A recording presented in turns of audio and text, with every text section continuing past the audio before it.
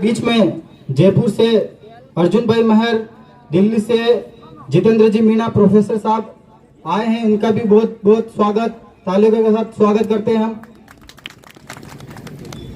जयपुर की घटना मैं आपको बताता हूं। जब हमारे लिए एक काले दिन के बराबर था। आदिवासी परिवार की विचारधारा कितनी मजबूत है आप लोग देखो। जयपुर में अर्जुन भाई महर जैसे कितने भाई थे जो आदिवासी परिवार के विचारधारा के अनुरूप एक दूसरे को जानते थे। जब कांति भाई इतने दिन हॉस्पिटल में भर्ती थे तो अर्जुन भाई महर और उनके साथी रात दिन हॉस्पिटल के बाहर आसपास पहरा लगाए हुए खड़े रहते थे। आप सोच सकते हो वो हमारे नजदीक क्षेत्र में नहीं है, वो हमारे आसपास पालवी क्षेत्र में नहीं है, उदयपुर से 500 किलोमीटर दूर जयपुर के क्षेत्र में है। और जयपुर वाले लोग हमारे लिए, कांति भाई के लिए रात दिन इतनी मेहनत करते हैं। यह आदिवासी परिवार की विचारधारा की देन है। आप लोग सब जानिए, आदिवासी परिवार की विचारधारा की वजह से हम लोग आप लोगों से जुड़े, आप लोग हमसे जुड़े, हम लोग एक दूसरे के ऊपर इतना विश्वास कर पाते हैं। इसीलिए साथियों, आदिवासी परिवार की इस जाजम में, इस जाजम के नीचे आप सब लोग आए, इस जाजम के नीचे बैठिए और इस जाजम से जो मिल रहा है, जो ज्ञान मिल रहा है, जो प्रकृति को बचाने का संदेश मिल रहा है, जो आदिवासी संस्कृति को बचाने का संदेश मिल रहा है, जो आदिवासी आरक्षण को बचाने का संदेश मिल रहा है, उस संदेश को ले जाइए और अपने परिवार, अपने घर मोहल्ले में सबको बता दीजिए कि हमारा आरक्षण, हमारी संस्कृति, हमारा जल जंगल जमीन हम बचा कर रहेंगे। तुम्हारे जैसे तटभुंजे नेता जो हमारे लोगों को बगलाकर कल परसों 18 तारीख को उदयपुर ले गए सब्जी पूड़ी खिलाने के लिए। क्या लोग हम सब्जी पूड़ी खाने के लिए हमारे घर पे कुछ मिलता नहीं है क्या? आप लोग आज आए हो, क्या आपको सब्जी पूड़ी की लालच देके लाके आए? आप खुद आए हो? आप लोग खुद आए हो क्या, या सब्जी पूड़ी दिए? जो लोग ये चाहते हैं कि हमारे लोगों को गुमराह कर रहे हैं, क्यों गुमराह कर रहे हैं?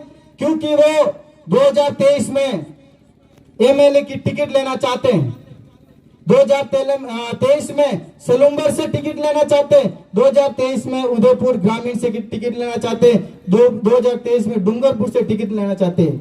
उनको आरएसएस वालों ने कहा है कि तुम लोग डी लिस्टिंग पे काम करो, जब जाके तुमको टिकट मिलेगी।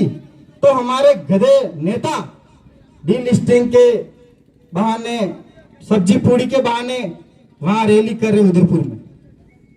कुदरत का करिश्मा देखो, 18 तारीख को इतनी बारिश हुई, उनकी सब्जी पूड़ी पानी पूड़ी में बदल गई, सारी पूड़ी सब्जी खराब हो गई। ये कुदरत की देन है कि लोग जो गलत कर रहे हैं उनके साथ गलत होना चाहिए।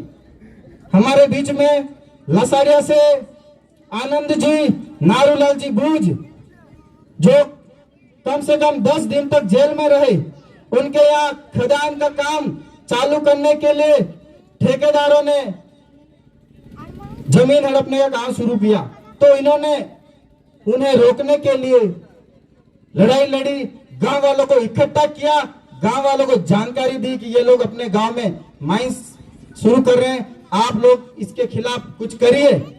तो वहां के पुलिस वाले, थानेदार लसाड़िया के, वो और जो ठेकेदार था, मिलकर आनंद जी और हमारे नारूलाल जी के ऊपर रंगदारी का मुकदमा दर्ज कर दिया।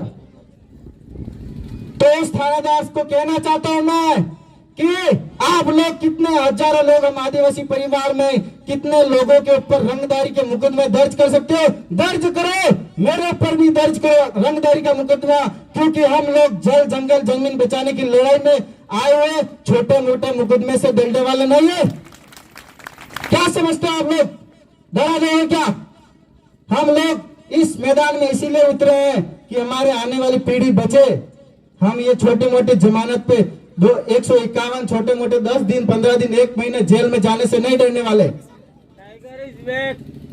कांति भाई बोलते हैं टाइगर अभी जिंदा है। इस शख्स के लिए मैं इतना मतलब इस आदमी के अंदर इतनी विल पावर है।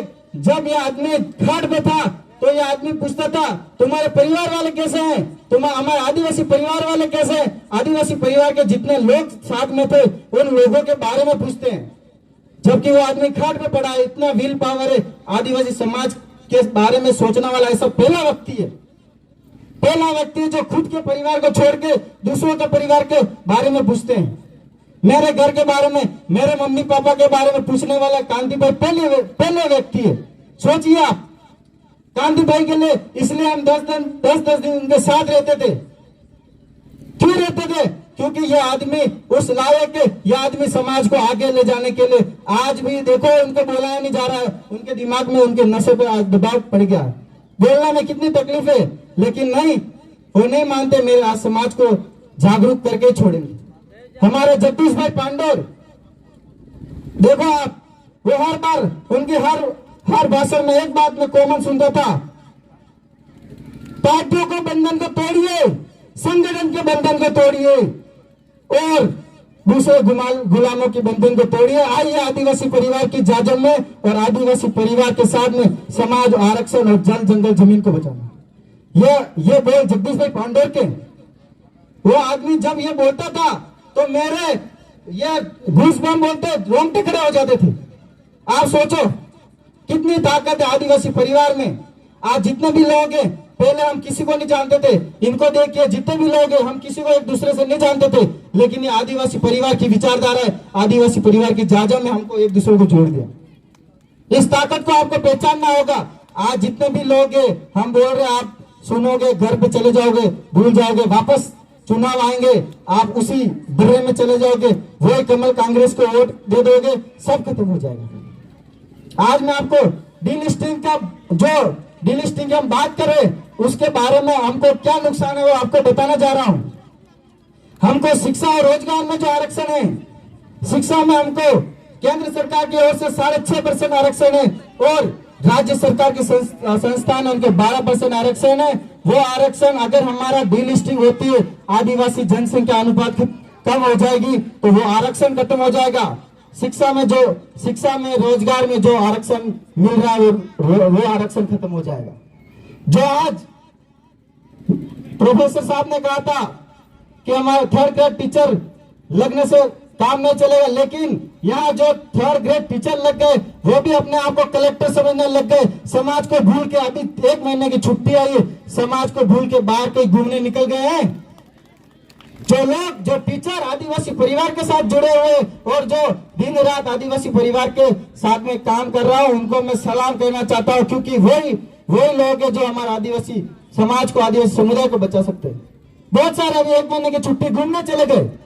अरे भाई, तुम जनरल की सीट पर तुम लगो, उसके बाद घूमने जाओ। तुम एक समाज के सर्टिफिकेट पे लगे, पहले तुम समाज के बारे में सोचो, समाज की रक्षा करो, फिर अपने बच्चों को लेके जाओ, घूमने जाओ। दूसरी बात, विधानसभा और लोकसभा में हमारे जो आरक्षण है, डीलिस्टिंग होती है तो हमारी जनसंख्या कम होगी, तो विधानसभा और लोकसभा में हमारा आरक्षण कम हो जाएगा। हमारे ये जो नेता है, टिकट के चक्कर में डीलिस्टिंग करवा रहे हैं ना, कल उनको ये कटोरा पकड़ा के ऊपर बिठा देंगे। टिकट विकेट कुछ मिलने वाली नहीं है। अगर तुम्हारे अंदर दम है तो उदयपुर शहर की जनरल सीट पे जाके फाइट करो, तब हम मानेंगे वाकई में तुम नेता हो। और तीसरी बात, हमारे जो 5वीं और 6ठी अनुसूची है, अगर आरक्षण कम होता है, जनसंख्या डीलिस्टिंग होती है तो हमारे जनसंख्या अनुपात कम होता है। 5वीं अनुसूची, 6ठी अनुसूची का जो विशेषाधिकार है वो भी हमें खत्म हो जाएंगे।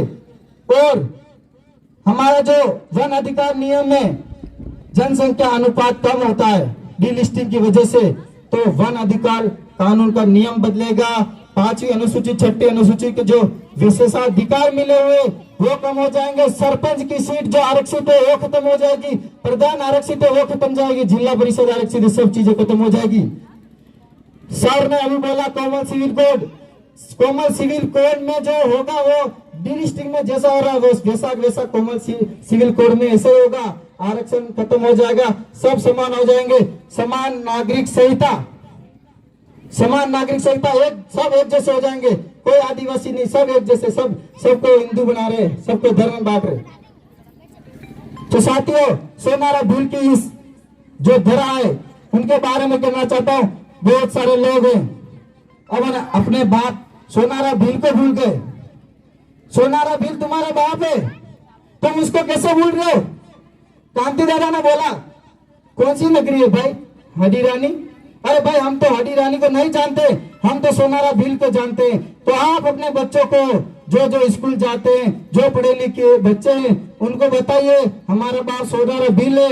जहाँ स्कूलों में प्रोग्राम होते हैं, कल्चरल प्रोग्राम, वहाँ सोनारा भील की तस्वीर लगनी चाहिए और सोनारा भील को पूजा जाना चाहिए। हमारे सोलुम्बर की स्थापना करने वाला ये व्यक्ति है। जो मैंने कहीं सुना है, जो लोग अपने इतिहास को नहीं जानते वो अपना भविष्य का निर्माण नहीं कर सकते। तो अपने इतिहास को जानो। आपके बाप दादा ने क्या किया, आपके बाप दादा ने किसके लिए लड़ाई लड़ी, आपके बाप दादा ने लड़ाई लड़ी, उसकी वजह से आपको ये वोट दे रहे ना, वो आपके बाप दादा ने जो लड़ाई लड़ी उसकी ताकत है। आप सोचते होंगे वोट क्या है, बटन दबाए चले आए, एक बाटली दी बिक गए, 100 रुपए दे बिक गए। ये 100 रुपए बाटली की बात नहीं है। ये वोट ऐसा अधिकार है, ये वोट ऐसा अधिकार है जो किसी को थप्पड़ मारेंगे या तीर धनुष मारेंगे उससे बड़ा अधिकार है। एक वोट में सरकारें बदल जाएगी। एक मुख्यमंत्री हार जाता है तो वो मुख्यमंत्री नहीं रहता है। जो आज इसके पीछे सिक्योरिटी लगी थी वो खत्म हो जाती है। आज वसुंधरा राजे सोलुम्बर में आए तो उसको कोई नहीं पूछता है, क्योंकि वो मुख्यमंत्री नहीं है। अगर वो कल मुख्यमंत्री बन जाती है और सोलुम्बर में आए तो सारे प्रशासन के लोग उनके पीछे दौड़ते। तो ये किसकी ताकत हुई मेरे भाइयों? ये वोट की ताकत है। ये वोट की ताकत को आपको पहचाननी है। ये चंद बोकड़े कुकड़े पिन खजूर और नमकीन और 100 रुपए बाटली में नहीं बिकना है मेरे साथियों। इतना ही मैं अपनी बात को कहना चाहता हूँ और अंतिम भाई जगदीश मन्नारे को नमन करते हुए अपनी बात को विराम देता हूँ। जय जोहार का नारा है, जय जोहार का नारा है। धन्यवाद। जोहार।